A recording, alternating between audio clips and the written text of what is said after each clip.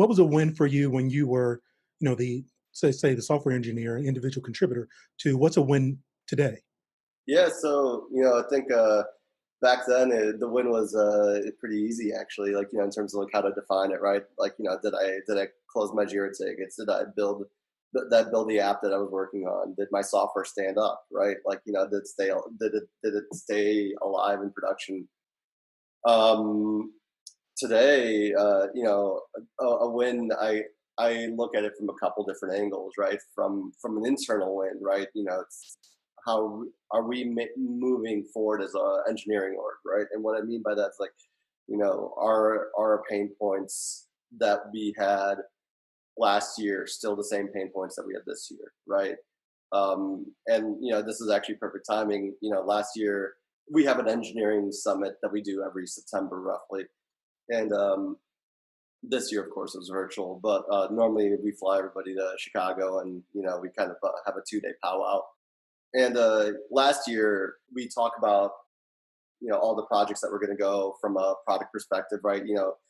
Product roadmaps that myself, the lead engineers, and the client success and sales staff helped create and like educate the team on that and get their contributions or like a little bit more thought around it. But on the flip side, we have roughly 2 months of what's called a change freeze from November to basically start January, where we don't have to put out production releases, which gives us an opportunity to solve problems inside, right?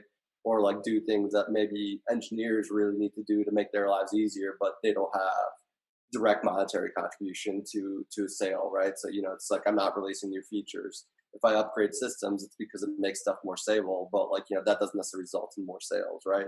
What results in more sales is new features, something nice and flashy, right?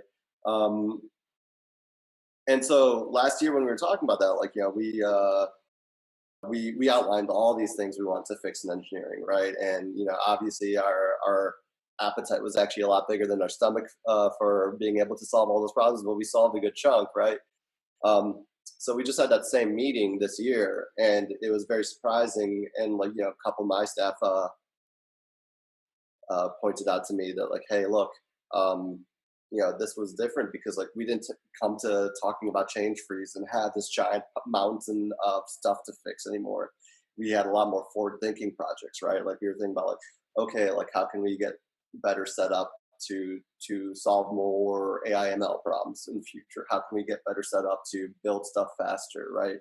You're not talking about like, fixing stuff anymore. You're talking about how can I move faster? How can I set myself up for further expansion? So it was to me that like, that signified a win, right? And today, as Jason, the CTO, rather than Jason, the IC, right? You saw it was a very material point for me where I could see how far the org had moved in a year, right? And sometimes it does get lost on you when you're in the thick of it day to day. But when you got to see some definitive thing like that, where you look at your notes from last year and this year and you compare them, you're like, holy crap, like, all the stuff that we were staring at in the face last year is just gone, kind of. If you've enjoyed this content, please subscribe. Your support helps ensure that we can bring you additional great technology professionals who are passionate about helping you become a great tech pro who's in high demand.